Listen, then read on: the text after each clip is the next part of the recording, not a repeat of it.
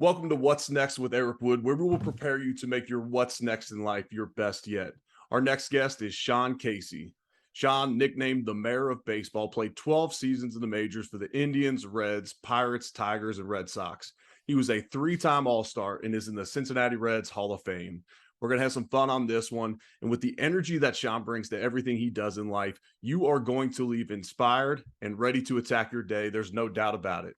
If you haven't already, please rate, review, and subscribe to the podcast wherever you tune in weekly. And also, if you haven't already, go to Amazon and order my book, Tackle What's Next. And the link to that is in the show notes. Sean, welcome to the podcast, brother.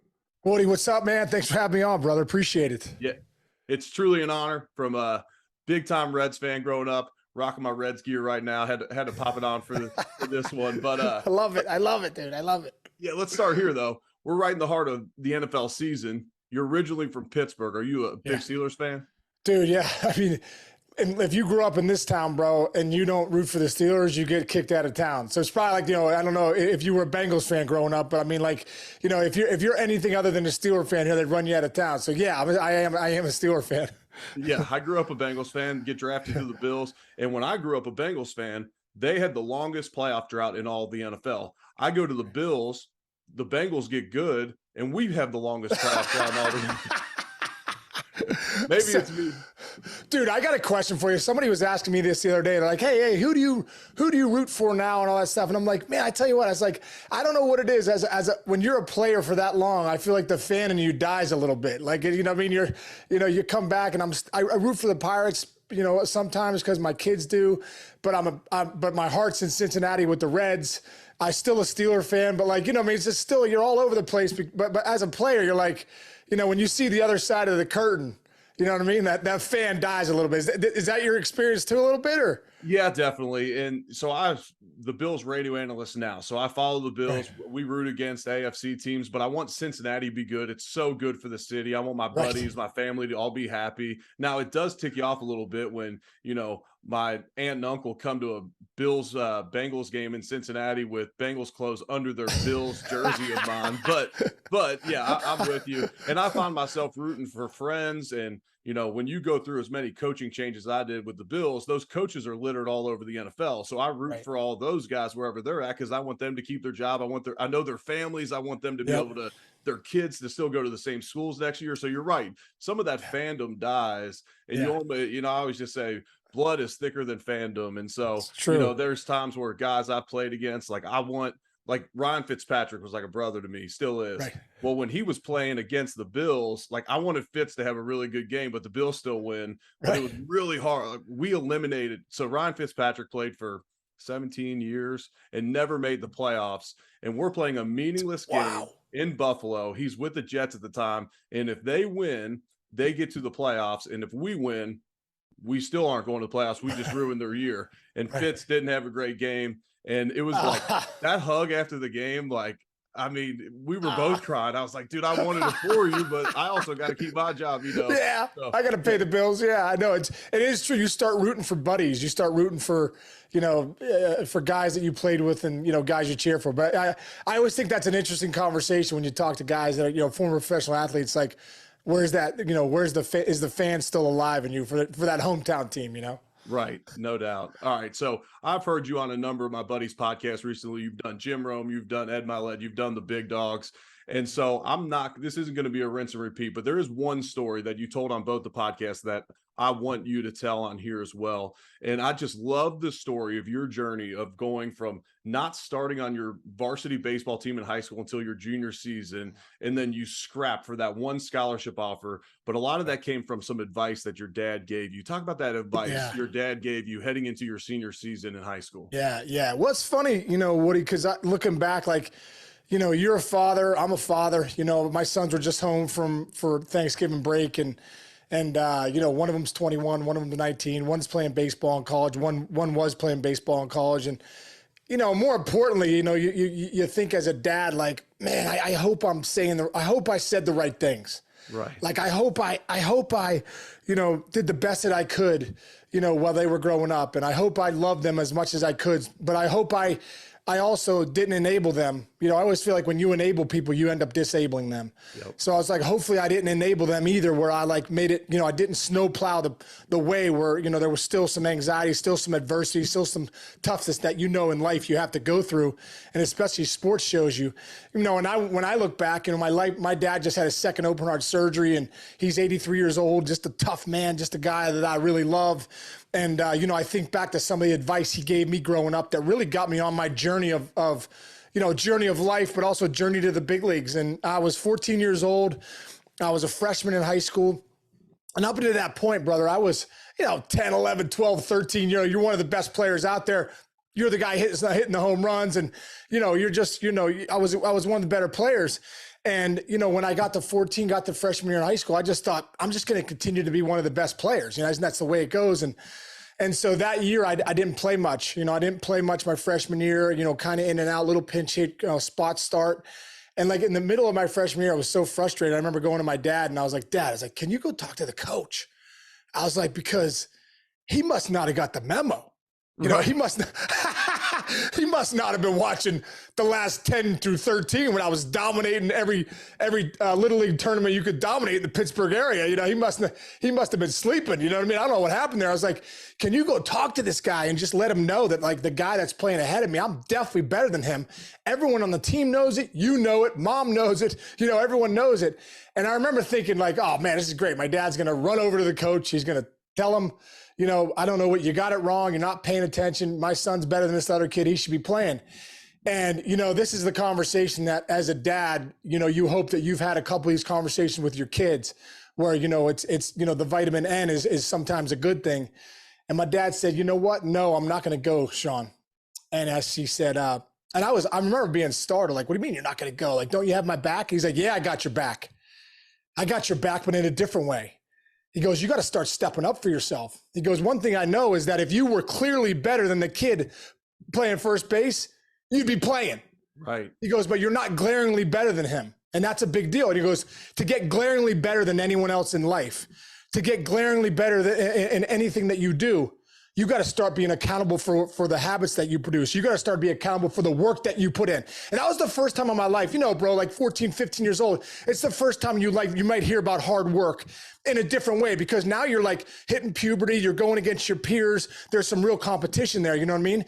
And my dad was like, listen, he's like, it's your lucky day, brother. He's like, a batting cage had just opened up in the town next to us. And I don't know if you remember, but back in the day, there was those Grand Slam USAs. They were kind of all over the place. And it was a new concept then. And he said, listen, he goes, I'll make you a deal. He goes, if you want to start being accountable for yourself and start working a little, and to start putting the work in, he goes, I'll buy you tokens every day after school. And the tokens were, you know, with the batting cages back then, you know, I'll buy you as many tokens as you use. He's like, and as soon as you stop using them, the deal's off. And I knew that was a big deal to my dad, Woody, because, you know, he was a traveling chemical salesman, kind of a grinder of a guy, you know, made 33 grand a year. You know, we were always joking around that we were in this school system up in St. Clair because of the schools. You know, we can't afford to be here, but we're just here because of the schools, you know? And I'm like, all right, I get the message, you know? So for him to offer like paying for the tokens, which I knew were pretty expensive at the time, I knew it was a big deal. And I said, let's get it on, you know, like it like lit a fire in me. So brother, I started to do it, man. Every day after school, I started to hit and hit and hit. And his whole point was, you know, if you want to play, because I wanted to play college baseball at the time. It's like, if you want to play college baseball, let alone if you want to start on the varsity team, he's like, you got to be prepared for when the opportunity comes, you know, that preparation meeting opportunity. Because if you put the work in, an opportunity is going to pop up for you at some point. So I hit a ton every day after school, freshman year, to my sophomore year every day. And then I start JV my sophomore year. I'm like, man, this stuff's working. Like actually doing it every day. Those marginal gains of like, you know, putting in the work.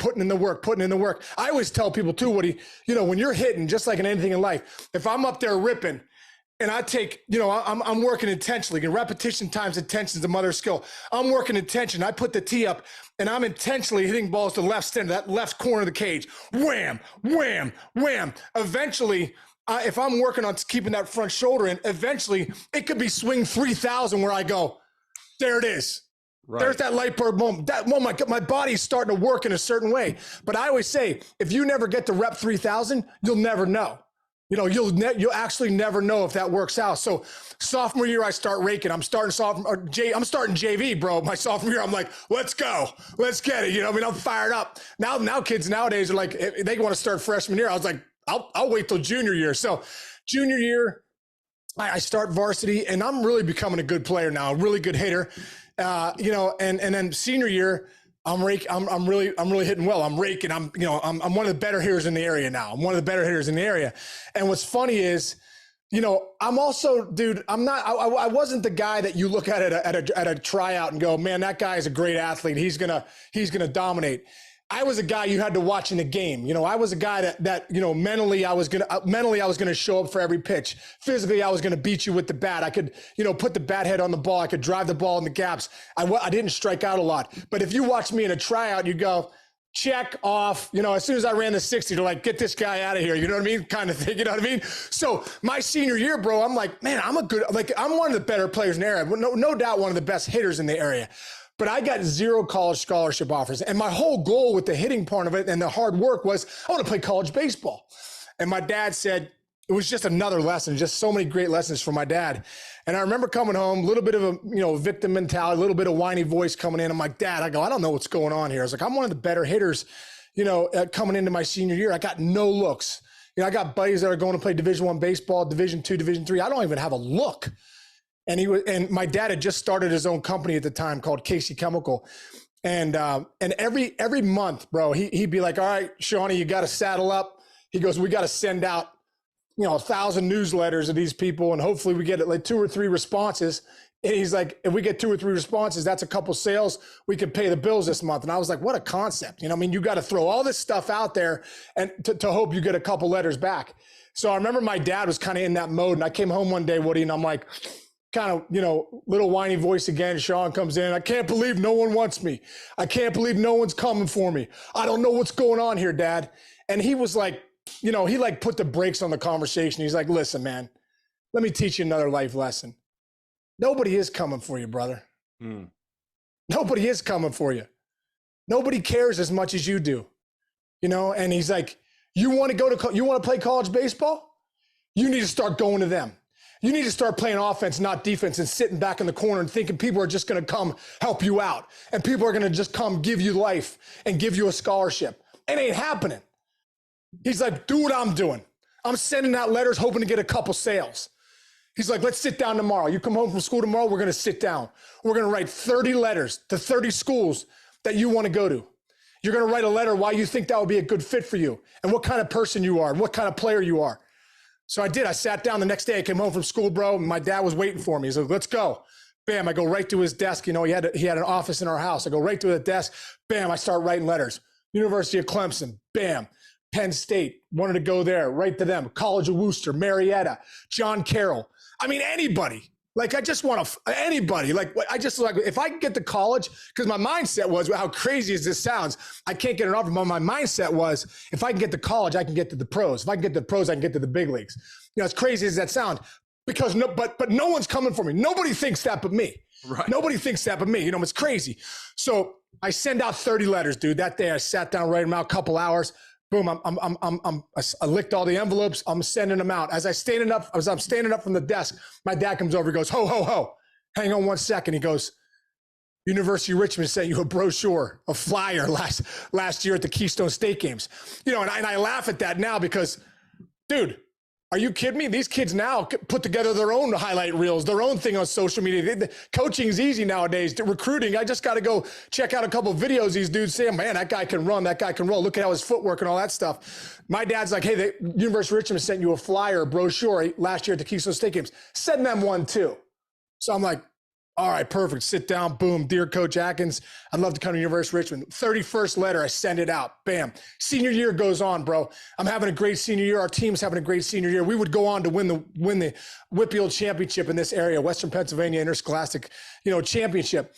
As the year's going on, bro, I'm about 4 games till my season's over. My senior year is over. And I remember thinking to myself, man, I'm still hitting every day. I'm having a great year. But I don't know if my dad was lying about the preparation meeting opportunity because I haven't seen an opportunity pop up yet. You know what I mean? I wrote these letters. I'm hitting every day. I'm like, this is a bunch of BS. You know what I mean? So sure enough, man, I come up. We're playing this team, Montour, first at bat, bases loaded. Bam, I hit a rocket left center gap, 2-run score. I'm like, oh, feeling good. Next time I come up again, couple guys on, rocket to right center. Bam. I end up going 4 for 4. It's I believe it. You can't make this stuff up. It's incredible when I think back. I go 4 for 4, 8 RBIs, 4 doubles, right? I'm going out in the 7th inning to play first base. I'm just fired up. We won the game. It was it was my best game, literally best high school game ever. Like, no joke. Jerry Malarkey, who's my manager, comes up as I'm walking out there. He goes, hey, Case. He goes, man, great game today. How many hits you guys? Got 4 hits, Jerry. He goes, how many doubles? I got 4 doubles. How many ribbies? 8 ribbies. He goes, you know what? That's incredible. He turns and points. He goes, you see the guy over there?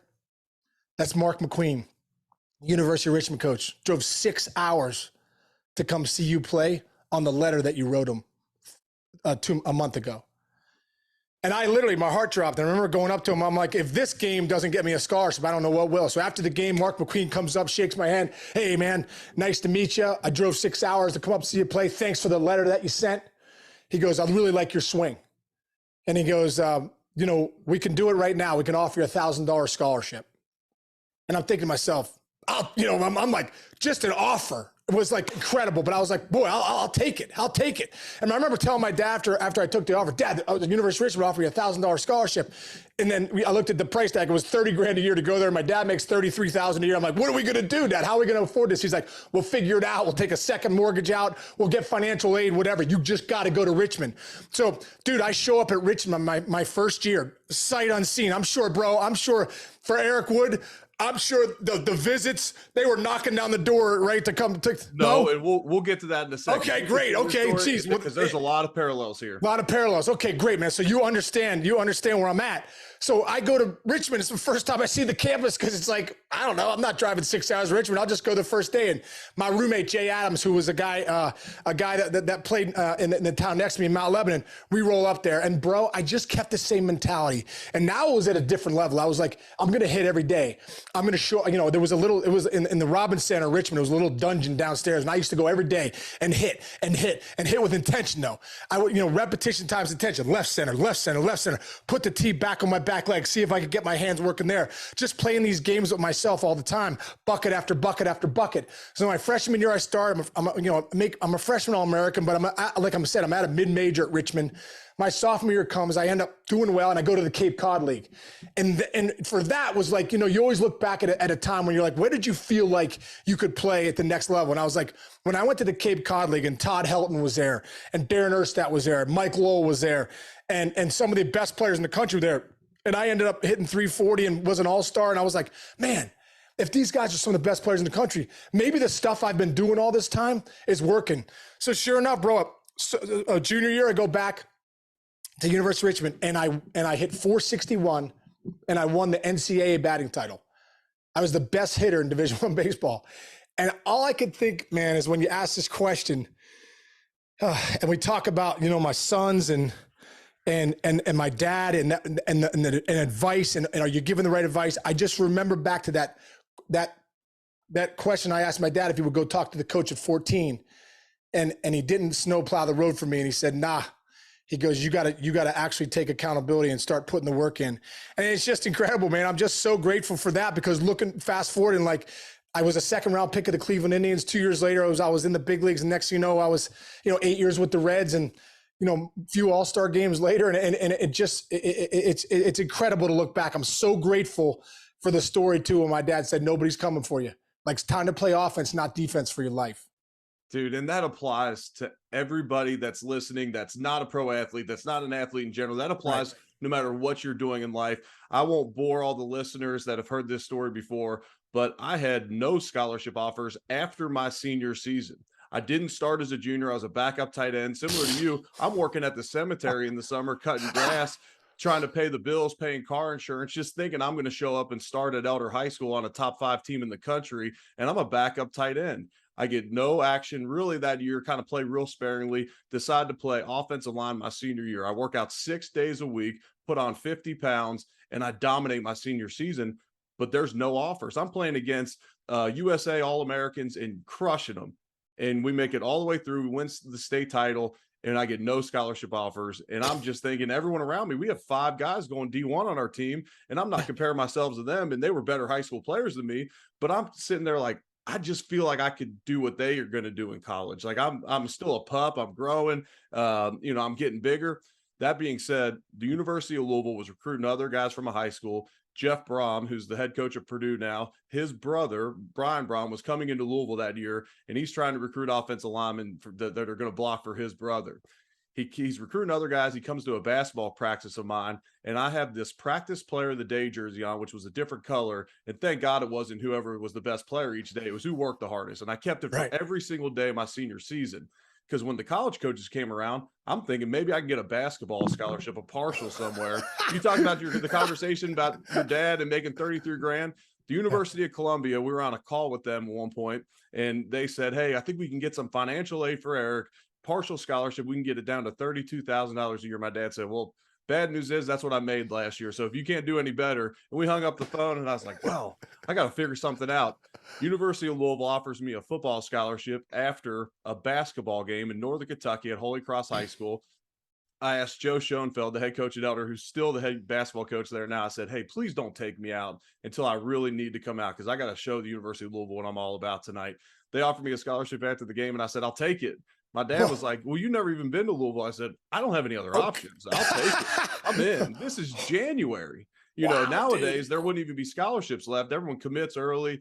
But they had scholarships left. So I go down there, freshman All-American, and end up as a first-round draft pick. But and people always ask how you go from one scholarship offer to being a first-round draft pick. And I say you stack wins. You stack wins every day, and you just keep getting better. And then you talk about the Cape Cod League. For me, when I made the freshman All-American team, they sent a letter out, and it said this amount of freshman All-American will end up being a draft pick, a first-rounder, this and that. And all of a sudden it clicked to me that my goals, I came into college, and me and my buddies over on the west side of Cincinnati used to talk, man, if you could make the Bengals practice squad one day, you could make $100,000. Actually, you could make 90 at the time. And if you kept working, you could make over $100,000. And that was where my mindset was. Well, then when I got that letter, I thought, okay, now my goals are bigger. Now I want to go try and be a first-round draft pick, and it all comes to fruition. So there's a lot of parallels to our stories there. At some point, I'll come on your podcast and tell the I can't, dude. I can't wait. I can't wait. But when I heard you tell your story, I was like, man, I just have so much respect. And you talked about your dad not plowing the way for you.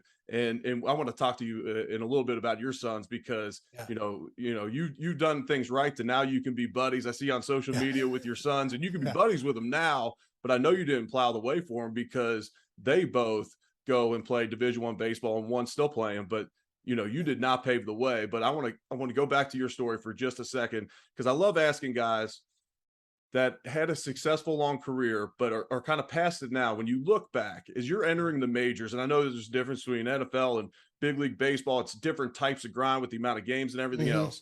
But if you could give yourself one piece of advice, knowing what you know now as you're heading into the majors out of Richmond, what would it be? Oh, wow. That's a great question. Have fun. Have fun. I feel like at times it felt like such a job, because it was such an everyday thing. Every day, you're performing every night. And like some days you're like, oh my gosh, we're playing tonight again. You know what I mean? It's like, you're playing 162 games in 180 days. And I think the grind of the season and those having to perform every night, I think sometimes zaps some of the fun, because you're like, all right, we got to get out there and do it. I did have a lot of fun. I wish, looking back, I could realize, man, this is going to be a small part of your life, and it's going to happen fast. Make sure that you're not missing any of these incredible moments. As a matter of fact, my 9th year in the big leagues, I made it to the World Series finally. In 1999, one of my favorite teams ever was Cincinnati Reds. Literally, there's so many great guys in that team. We won 96 games. We lost in a 1-game playoff to the Mets. Still, I work with Al Leiter. I still joke around with him. I still want to fight him because of that game. But, I look back at that team, and I remember it was my 2nd year in the big leagues, and I'm like, we're going to be here every year. We'll be back. And then sure enough, man, I didn't get to the postseason until 2006, which was my 9th year in the big leagues. I remember grabbing Justin Verlander his rookie year and Curtis Granderson. They were both rookies for the Tigers. I pulled him aside. I said, hey, don't take this for granted. Have so much fun when you're here because you may never be here again. You may never be on the grandest stage of Major League Baseball again. Enjoy every moment. Enjoy every pitch. Soak it all in. I know this is your first year, but this is my 9th. And this is my first time here. You guys think this is going to happen every year. It doesn't. You know what I mean? So I think when I look back, it would be to just maybe make sure that I was, having a ton of fun. Yeah, when I've been asked multiple times if I have any regrets from my career, and I'd say it's probably my first 6 years in the NFL. I didn't truly enjoy it. Came in as a first rounder. We weren't very good. I put a lot of pressure on myself. I got hurt my first 4 years in the league. Twice I'm on IR, and I just didn't appreciate the opportunity that I had to be working at an NFL building each and every day, that even if I'm hurt, I get to still be a part of the team. I'm a captain of an NFL team. I wasn't even a captain on my high school team. Like, enjoy the ride and enjoy the moment. And look, someone told me this at one point, hey, because I used to throw my helmet on the sideline. I was a hothead, I just a fierce competitor, and that's part of what made me great, but it also could be a detriment at times. My buddy looks over to me on the bench. He goes, they get paid too, right? Like, they're going to win. But and being an offensive lineman, it's kind of like being a pitcher. So the batters, a defensive lineman, it's okay if you fail every now and then. If you hit one bomb in a game, that's a great game. You get one sack for a defensive lineman. So as a pitcher, though, you're kind of like, anything that goes wrong, you're wearing it because you're expected to succeed. The batter's the one that's supposed to fail. The D lineman's the one that's supposed to not get to the quarterback. Great point. He told me, he said, man, they get paid too. And I was like, yeah, you're right. You're right. But I also didn't want to give myself a pass either and say, no, dude, I know. Me too. I felt the same way. I'm like, and looking back, baseball is such a game of failure. Like, we're failing, if you're letting up a sack, you're like, oh man, you have insomnia at night. Like I'm getting out 70% of the time, and they're like, hey, great job. I'm like, great job. I was like, I'm a mess. You know what I mean? Like, I got freaking, the failure in this sport is so ridiculous. Like, who invented this, and why there's so many fielders? Like, I just hit a rocket. I remember one time I'm facing Randy Johnson, my first year in the big leagues. We're in Arizona. Throws me like a 2-2 slider, 93-mile-an-hour slider. He's 6'11". I'm lefty on lefty. I'm like, wow, this is incredible. I hit a bullet left center gap. I'm like, oh, baby, I'm like patting myself on the back. David DeLucci makes a diving play in the gap, and I'm thinking, this is ridiculous, dude. If you hit a ball for Randy Johnson, it should be a hit. They should take all the fielders away from everybody. If you even put it in play, it's a hit. Like, I just remember that the game's hard, man. The game's hard, and the failure sometimes in baseball is the thing that really avoids you sometimes from having the fun you want to have, because you're like, gosh, 0 for 4 again, 0 for 4. Then you throw a 3 for 4. You're like, this is why I play the game. You know what I mean? This is why I'm playing it. It's crazy. For sure. My favorite place to watch a sporting event is in the Pilot House out in the outfield at Great American Ballpark. But until you sit in the diamond seats behind the plate, you don't truly understand how hard that ball's coming in there. And for me, I appreciate baseball and hockey maybe more than others in person, maybe more than other sports, because I'm not saying I could hop on an NBA court, but I could run around and, whatever. Right. On a football field, I played at a very high level. But, man, baseball and hockey, I would be a complete fish out of water. I'm not even putting a bat on the ball. I'm telling you. When you see that, you truly appreciate the skill and the craft that hitters have up at the plate. And as a big-time Reds fan, I just got to ask you, do you have, a favorite memory from your time in Cincinnati? Oh, my gosh. I have so many incredible memories. The memories of like the All-Star games, like taking so much pride in like representing Cincinnati. Like, I remember at the 99 All-Star game, my first All-Star game, I'm 25, it's at Fenway Park. And I just remember like looking down at introductions. They got the all-century team out there. There's Stan Musial, Willie Mays, Hank Aaron, these incredible people. I remember when they announced my name, from the Cincinnati Reds, Sean Casey. I just remember like those games, like feeling a lot of pride. Looking to my left, there's Barry Larkin. Looking, there's Danny Graves. Some of these, then there's Ken Griffey Jr. And, just incredible looking back, like that I was able to represent that incredible city, those hardworking people. Like, I know, brother, like you're cut right out of the mold from the people in Cincinnati. Like, I just felt a lot of pride. I felt a lot of pride, being a part of some all-star teams, but being a part of playing with a lot of great players and just to, just very, very thankful. I got one quick story that I think you'll appreciate. 1999, I'm out the gates. I'm raking. I'm hitting like close to 400 after May. And I'm, hitting balls everywhere. Like I felt like I couldn't get out. It was incredible. But I remember I was kind of a hothead too. I'd come in underneath the tunnel, whip my helmet if I got out and, come on, screaming, whatever. And I remember coming up one time and two players on the team that were bench guys at the time were like, pulled me aside. They're like, hey man, listen, you're hitting 380. And he's like, there's a lot of guys in the team hitting 210, 220. He's like, you're going nuts down in the tunnel. He's like, you gotta calm down. You gotta calm down. I'm like, oh man, maybe they're right. Cause I'm so young at the time. I'm like, oh, maybe these guys are big leaguers. Maybe they're right. Maybe they're right. The next inning, Barry Larkin grabs me in the dugout. He's like, hey, I heard that conversation before. I said, yeah. And I'm thinking he's going to say, yeah, you need to calm down. He goes, what are you hitting? I said, 380. He goes, yeah. He goes, I want you to continue to be you. If you got to go in the tunnel and slam your helmet and yell, and that's what gets you going, we need you hitting 380 with driving in runs and winning ball games for us. I don't need you becoming somebody that you're not, that somebody wants you to be, and not be the version of yourself that's dominating.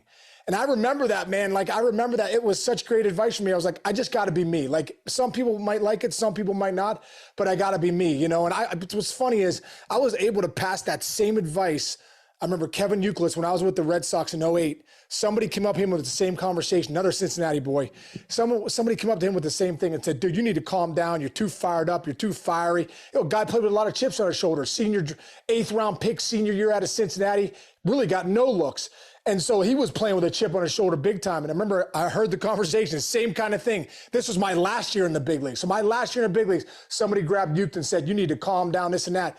And I remember doing the same thing. I waited to calm down. An inning later, I grabbed him aside. I said, hey man, what are you hitting? He was leading the team in hitting, leading the league in some categories. I said, I heard that conversation over there. I go, we need you to be Kevin Youkilis. If Kevin Youkilis has to show passion and show that he cares and to get you ready for, fired up for that next at bat, keep being that guy. So I'm sure you've had advice too, bro, like that's been given to you or passed on that, you were able to share as you became more of a veteran player with guys that shared you. So grateful for Barry Larkin that he took the time to help me be a professional, a pro, help me be a pro at that level. And then I was able to pass that knowledge on as I went on in the league. Man, I love that. And there's something about a Barry Larkin. There's something about Hall of Fame type mindsets that they don't necessarily need to cave to the opinion of others. Those two guys were coming to you at a great place, and they thought maybe you were getting too riled up. Maybe it would affect your next at bat. Maybe you're affecting other guys on the team. But you know what? You be you. And I'll tell this story about Terrell Owens all the time. Like, Terrell Owens didn't work out with us in the weight room. He didn't hardly eat with us in the cafeteria because all his meals were made for him. That was okay. That's how a Hall of Famer acts. He doesn't care about fitting in. And I didn't play with many Hall of Famers in Buffalo, but he was different. Barry Larkin noticed that you were different. You had a different mindset, and you don't need to make a guy feel bad because you're showing a little bit of temper. You're showing a little aggression and passion, hitting 380. And well, how do you think that makes those guys feel hitting 210? Then hit better. Yeah, don't hit 210. Don't hit 210. Exactly. How about take some accountability? Maybe get in the cages more or something like that. I don't know, but like this works for me, Yes. I love that. All right. So getting back to your boy. So I have a 4-year-old son, Garrett, and I love asking guys that were pro ball players or had success in business, whatever. It could be a pastor. I love asking people this because your sons grew up with a certain level of pressure on them, especially through sports, with a dad with a name that everybody knows in town. And so how did you navigate the pressure of their dad being in the majors or former major league player, but also wanting them to succeed on the diamond because they had a passion for baseball and not shying away from the lessons that you knew along the way? I kind of, that's a great question because, so many people want to put that on you too. Like, oh, your kids must have had so much pressure and stuff. And I'm like, yeah, probably. There was probably some pressure. They probably had, it's normal. I mean, I'm a professional athlete. Your son's going to have pressure too. You're a professional athlete. And it's, Eric Wood's kids. It's Sean Casey's kid. What I said to him was, I kind of told him my story. I was like, dude, I wasn't spoon-fed anything. Like, there was nothing in my life that was, hey, this guy's going to be a 5-tool player and he's going to play in the big leagues and be a first-round pick. That just didn't exist. So my story is my story. Like, your story is your story, brother. Like my kids, I just said, your story is going to be your story. Like, don't get caught up And I said, pressure is something that you put on yourself. So you got to be mentally tougher to realize, I got to find a process and a protocol that works for me in my life and be the best version of me. I said, you got to be the best version of Jake Casey you can be. You got to be the best version of Andrew Casey that you can be. It has nothing to do with me. So you're going to hear people say, oh, you're Sean Casey's kid. And is there a lot of pressure there? Like, you got to learn to create the narratives in your own mind because it's your story. You're not me. I'm not you. You're totally, my one son, Jake, who's at Kent State, runs a 6'5", 860. Like, he's one of the fastest guys I've ever seen. I'm like, I was running 7.5s. I was a second faster. I was a second slower than you were. Like you play center field. I played first base. You know what I mean? Like, you probably have more power than I had right now at this age. Like, so I've always tried to just make sure that they had their own identity. And to make sure that at the end of the day, nobody's going to give you anything. Nobody's going to give you anything because I'm your dad. You might have some cool experiences. We might be able to go to spring training, and there might be some other things we're able to do because and that's cool.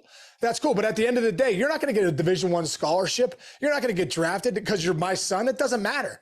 You're your own person.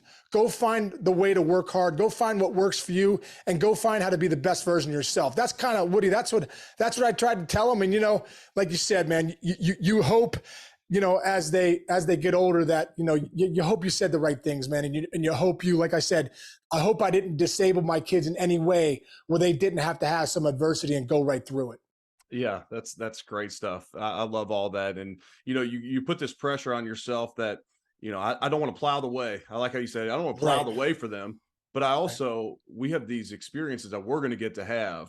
And yes. So, and you want to give them things, and you want to provide this life that, you think you want to provide all this for them, but then you also don't want that to make them kind of weaken their journey and not, I often hear it said, people who are successful will often protect their children from what allowed them to be successful.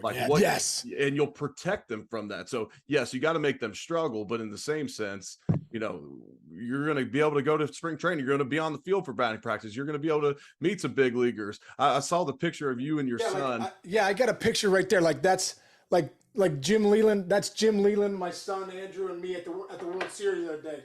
Then my other son here with Jake, it's, Aaron Boone and Dante Bichette. We were at Blue Jays camp. Dude, that's fun. And you'll get the same thing, Woody. You're going to get stuff that you'll be able to do for your kids. When I look back, I'm like, that's cool. That's cool. And I always felt like the more I can get them around greatness, the more you can get them around people that work hard. When we would go to Blue Jays camp, because Mark Shapiro and Ross Atkins are good friends of mine. Mark, who's the CEO, and Ross is the GM, and I would get in uniform with them, but we would go there. Dante Bichette will be there working with Bo Bichette. Vlad Guerrero Jr.'s there. You see how these guys work. You see how they wake up in the morning, they lift the weights. You see what their teamwork looks like in the cages. Well, man, if you can get your kids around that to see, hey, listen, these guys aren't handed anything. These guys are working at a different level than the people that are 95% of guys that don't play from the minor leagues. So I loved that. I'd love to get them around examples of, hey, you think you work hard? Take a look at this for a week, Yeah, that's spot on there. So I like asking baseball players this. So baseball players are known for their superstitions and rituals. Which ones did you have throughout your career? Well, dude, I don't know if you remember me, but I was always getting the bat, and I was chicken wing, stretch, batting glove. It was it became. But looking back, it became such a comfort for me. I'm like, man, I had to do that. And I was breathing. I think the breath, people are like, hey, what are you doing? I was like, yeah, but you don't realize I'm taking a breath in between all this, and I'm resetting my mind. I'm resetting for the next pitch. So that routine that I had, I'd always lift my back leg. And I remember Don Zimmer coming up to me one time. Zim was one of the, greatest characters in, baseball history. He came up to me one time. He was with the Yankees, and we were at spring training. He goes, Case, man, I've seen a lot of stuff in my day. He goes, I've seen guys lifting their front leg. I've seen this. He goes, I ain't never seen this back leg. I ain't never seen anyone lift their back leg. I go, well, Zim, you stick around long enough, brother. You're going to see it all, So it's so funny, Woody. I would come on deck. We'd play the Yankees. I'd look over in their dugout, and Zim, like I was a circus animal, like a zoo animal. He'd be like, Case, do it for Joe, because him and Joe Torre are sitting in the dugout. him and Joe are looking over, and I'm on deck, lifting my leg on deck so they can be like, oh, that's unbelievable, So, there's definitely some superstitions and rituals that baseball players, because we play every night, and it's 162 that we get involved in. I remember one other time, there's probably too many to even, we could probably do a whole show on it, but this one time I was in Detroit, and I was really on a roll for about a week. And at the beginning of being on a roll, I had this shirt that the one day I forgot to put it in the laundry bin. So the next day I went to wear it. I'm like, God, it smells so bad. But I'm like, I got to wear it. I had 4 hits last night. Like, I got to put this shirt back on. So I put the shirt back on, bam, another 3 knocks. So now after the game, I'm like, I don't think I should put this in the laundry bin. I think I should just hang it up. So sure enough, I hang it up again, come back next day. I'm like, boy, that smells bad, but it's all right. Boom, I put on a couple another knocks, right? So about a week in, and we're in Minnesota, and we're playing the Twins. I come up my first at bat, bam, rocket, single to first. Come on, Justin Morneau's on first base. Was the MVP of the league at the time. And he's like, hey, Case, way to swing it, man. You're looking good. I was like, yeah, thanks, man. And so as we stayed there for about 2 pitches, he's like, man, is that you? Like, you showered today? And I'm like, bro, listen, I do shower, but I was like, I've been raking for the last week, and I haven't washed this shirt yet. And I'm not washing it until I go into a little bit of a slump. So yeah, I'm sorry that I smell so bad, but it doesn't matter at this point. So, and I always ask guys for bats. I was like, bro, could you send a bat over for me? He's no problem. So after the game, Morneau sends a bat over. He's like, Case, he's like, please, I hope you go into a slump soon so you can change that shirt. Justin Morneau. That is awesome. That is awesome. What a story that is. Dude, in like when you're playing baseball, there's a certain level of intensity, but like in football, like the defensive tackle's trying to rip my head off. I love like the unwritten rules of baseball. I love like the little goofy things, because like you guys, like you were known for having those conversations at first. Like if I'm having a conversation with the defensive tackle, that's gotten me out of my mindset to where I need to be to like go attack him the next play. So I always wondered that there's no banter with you guys. Like you guys, like one of the things that surprised me most when I got to the NFL was during TV timeouts. Because guys come from other teams, you play college ball with guys, everyone knows everybody. And so that is one thing. Like in college, you stayed intense the entire time. You're not talking, in TV timeouts. Well, the NFL, the TV timeouts are long, and you're just standing out on the field, offense and defense, you're 5 yards apart. And so that did surprise me, like how often guys are like talking. And it's amazing to me, the guys like Stephon Diggs comes to mind in general, because he's current right now. The guys that can go from like playing catch with little kids and dapping up their buddies before the game, and then like literally truly want to rip someone's head off the next play. Like I was pretty intense from the second game day started. Like I didn't go home and eat breakfast with the family for like some guys did. If we had a night game, I still never went home. Like daddy's in work mode. Like, and I'm ready to dominate today.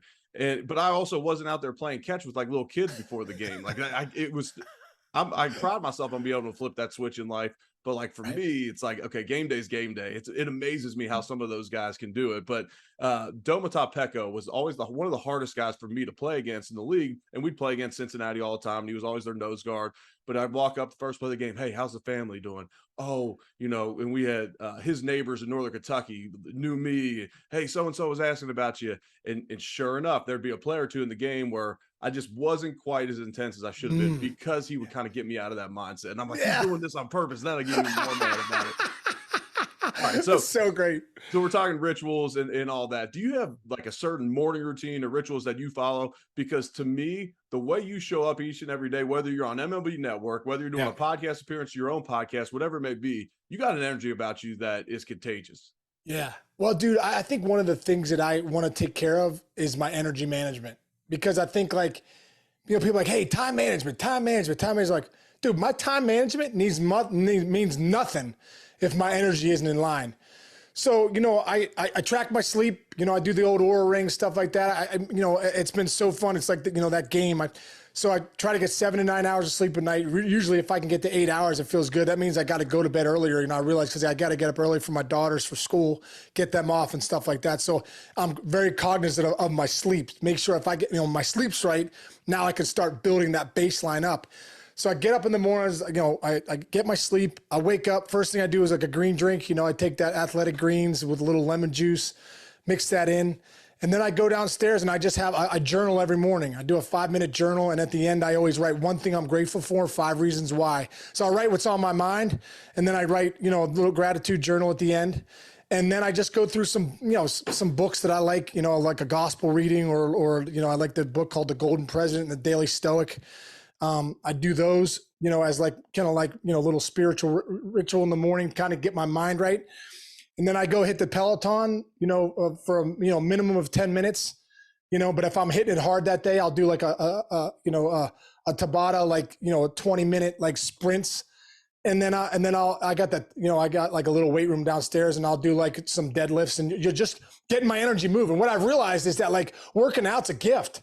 I used to be like, oh God, I got to work out. Now what you said earlier, Woody, like, man, I get to work out. I get to like manage my energy today so that I can show up. Cause I know if I do it in the mornings, then I can really show up. So I get that done. Then I do like a little meditation, 5 minutes. And then I hit the cold plunge for 5 minutes.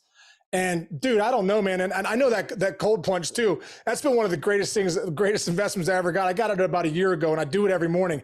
And there's not a morning that I really want to do it. But what I realize is, you know what, on the other side of that 5 minutes, it's earned dopamine. You know what I mean? It's hard dopamine. So I know after that 5 minutes of sitting in the breath and that cold plunge of 49, 50 degree water, I'm going to come out and it's going to do something to my mind. I think mentally, that cold plunge does more for me than anything. And it's incredible. So dude, that's my protocol. I used to have a protocol for baseball of what I did. And I think like mental health and mental performance go hand in hand. You know what I mean? At the end of the day, if you get your mind right and you're eat, sleeping and moving, you're really honing in on those 3 things, making sure that your diet's right, making sure that you sleep well, and making sure that you're moving and focusing. I really believe, bro, if that's your baseline and your baseline starts with gratitude, it's tough to have poopy pants. You know what I mean? It's tough to have that, oh, I'm having a tough day. Like I know for me, this is my experience. I know in the morning, man, I'm like, let's go. I'm ready to attack. I don't know if you feel the same. I'm sure you do, bro. You look like you're still in great shape and you got great energy too. Like, I'm sure what's your protocol? I'd love to hear yours. Very similar to yours. So I'm down about 60 pounds from when I was playing. And for me, I don't truly feel like I'm awake in the morning until I get a workout in. Now I've been playing some pickleball early in the morning. I'm a sleep guy as well. I track it on the Whoop band. And so I'm a sleep guy as well. So my mornings can switch up depending if I got that early morning pickleball game, which you want to talk about competing and yelling and needing to like blow off some steam in the morning. And, we gamble $20 and we play like it's for $2,000. And, but I've really enjoyed that. But for me, it's, I have a morning drink that I use each day, involves some greens. And then I'm heading to my office, little quiet time, gratitude journal, and then reading. And then I always say I give 10 minutes to God in the morning. It's like my daily tithe, give him that 10 in the morning. And then I have a Peloton in the basement. I got a workout room. And then, so I haven't invested in a cold plunge yet, but in the winter we keep our pool open. So right now it's in that 40-degree range. So I have a 44,000 gallon cold tub in the backyard. And it's funny you say that earned dopamine. So I was in the pool yesterday. We were having family over for Thanksgiving because the Bills played on Thanksgiving. So family was coming over yesterday on Sunday. And my little boy's standing next to me as I'm standing in the pool. I'm up to my neck in the pool. And he said, "What are you doing, Daddy?" I said, "Daddy's going to feel really good after this." And he said, "Why?" And I said, "Well, Daddy's body got beat up playing ball, and I got in the sauna, and then I get in there, and I feel really good." And he said, "Well, I got hurt playing football this year." I said, "No, you didn't." He's playing football. I said, "No, you didn't." But anyway, so I abide by that cold plunge as well. Yeah. And in my book, What's the Neck, I talk about it. It's like people always are like, "Well, what happens when you have your 6 a.m. men's group in the morning?" I said, "Well, I still do my gratitude journal. I'm still getting in the word in the morning. Like there's non-negotiables. I'm still getting that green drink in the morning. Like there is some staples that have to get done, but I am flexible with it too. Like and that's where people are like, "Well, I don't have an hour." I'm like, "Well, I don't always have an hour either." But there's certain staples to start your day off in the right mindset that you have the perspective to then go attack the day. And you're starting from a place of gratitude and a place of like, I get to go be a husband to my wife. I get to go be a dad. I get to go, whatever I'm doing to make an impact that day. And I switch my mindset. And that's where you could show up with energy. I love that. I got a couple recurring questions for you and we'll get you out of here. I've heard you talk about your favorite book before, the one that impacted you. Tell the listeners about that one. The Mental Game of Baseball. Yeah. Yeah, man. I still got it right here.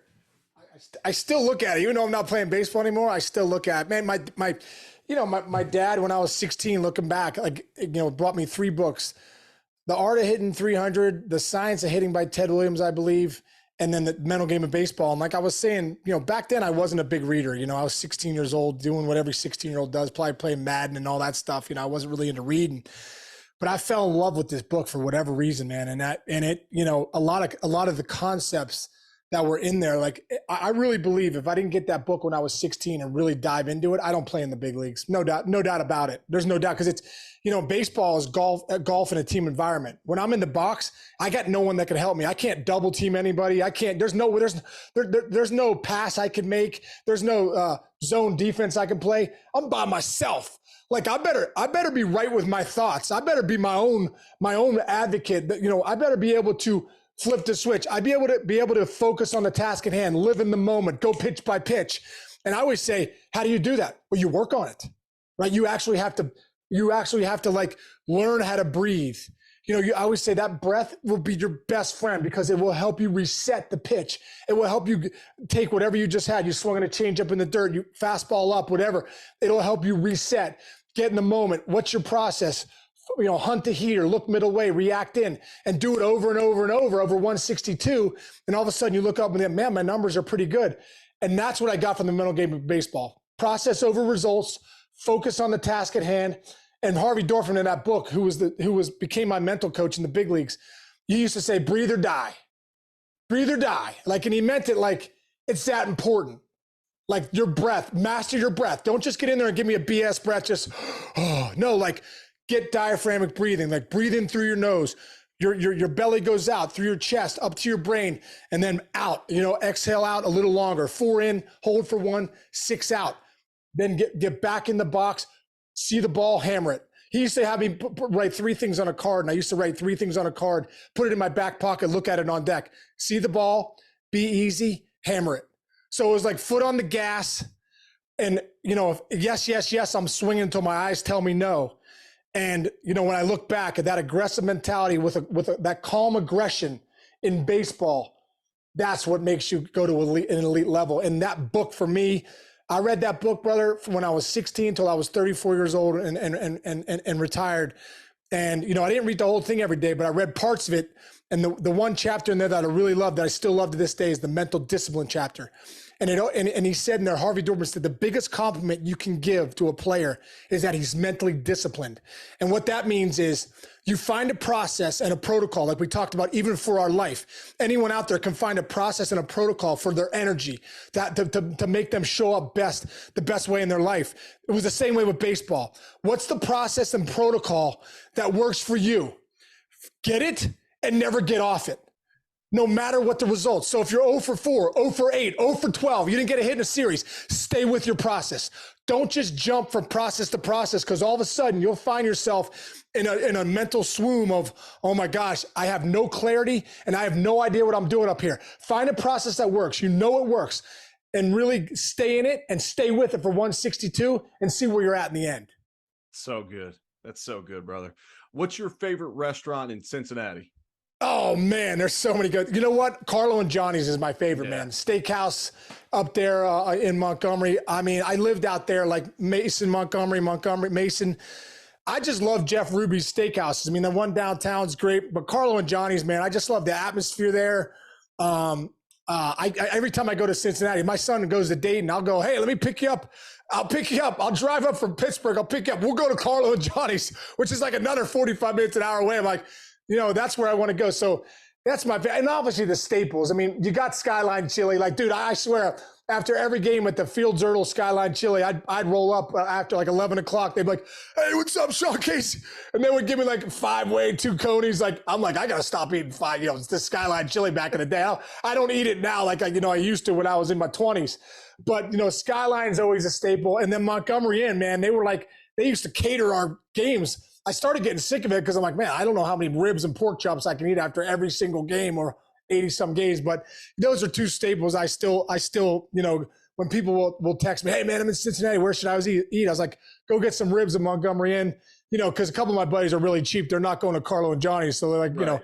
I'm like, go to Skyline for lunch. You know what I mean? Get yourself a five-way double side of chili with extra cheese. That's good stuff. You spent a little time in Buffalo playing for the Bisons. Do you have a favorite wing spot up there? Oh, dude. Well, what's the original wing spot? Bar? The Anchor Bar. Yeah, it was incredible, dude. I went to the Anchor Bar, I believe, when I was 13 I was 13 at a soccer tournament in Buffalo. It was the first time I ever had a Buffalo wing, was in Buffalo at the Anchor Bar with my dad and Billy McCain and his dad. I'm crazy how I remember that. But I used to go to the Anchor Bar a lot, and dude, I have such great memories from Buffalo, bro. Like I got called up there in 1997 from AA. Dude, we were loaded, man. We had Richie Sexton, David Weathers, Brian Anderson. We had some great players, like a lot of big leaguers. And it was one of the coolest nights of my life. I hit a home run. I was with Buffalo, game 3 in Iowa. I hit a home run to win the American Association Championship that night. And I got called up to the big leagues that night too. So it's such a great memory. But we came back to Buffalo after winning that championship. And I think, I want to say, this isn't crazy. We're a AAA team. 15,000 people showed up for us, and it was pouring rain. Wow. Like only Buffalo fans could show up, man. It was like they got their umbrellas, and they were cheering for us, and it was incredible. It meant a lot to that city that we won the American Association Championship, and I'll never forget playing in Buffalo, man. What an incredible city. They're just hardworking people. And you know, what do you mean? You played there so much. I mean, it's just so many, they truly do love the Bills, but you know, the Bisons were a big deal too. And I felt like they built that stadium there hoping that they could put a third deck on and get a major league team. And I hope that comes true at some point. Yeah. Last year, Toronto, because of COVID, Toronto had to play in Buffalo. That's and you right. couldn't even buy a ticket. Every game sold out. You know, that's Right. that's the passion that city has for sports and those that represent their city well. Yeah. All right, last one for me. This is what's next with Eric Wood. What's next for Sean Casey? What do you got coming down the line for you? You know what? I feel like there's a lot that's next. You know, I'm not totally sure. You know, I feel like the good Lord is going to kind of guide me in some direction. But I just started a mental performance coaching program called Breakthrough Pro. We just did our 4th week last night. You know, locally right now is about 11 kids, some high school kids, some adults. You know, guy that owns his own business, and we're kind of going through just stuff like we talk about, energy management. Mental health stuff to really get your mind to the next level. So that is on the docket. I'm looking forward to doing some more keynote speeches. I have a program called The Powers and the Gaps. Man, just raising my kids, raising my daughters.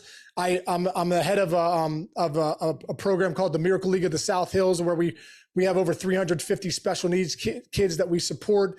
We've been doing that for 10 years. That's an unbelievable adventure. We're just in Cincinnati with Kim Nuxall and their Joe Nuxall Fields out there in Fairfield. So there's so many good things happening, brother. I'm just very grateful for it all. And, I'm looking forward to continue to see what the next chapter and what shows up for me. Well, I can't thank you enough for blessing me and the audience with your time today. The energy you bring is just phenomenal to everything you do. Keep being you, keep making that impact. I love how you're making an impact on those in the special needs community, pouring back into those that are trying to get to that next level of greatness in their life and using the lessons you've been taught. And for anybody out there that wants to book Sean Casey for a keynote, you will bring it there. And I can't wait to see you thrive in all those aspects. I can't thank you enough, brother. If I can ever do anything for you, I am in your corner for life. And I just truly appreciate the time. Woody, thanks a lot, man. And also, too, I got a podcast called The Mayor's Office, and I'm going to have you on here soon, brother. And I'd love to re-bring it up and bring your story back, and so that your story is very, very impactful, and I'm sure it'll impact a lot of our listeners too. So, thank you, man, for having me on. Big fan of yours, brother, and looking forward to talking with you soon. Yeah, can't wait, brother.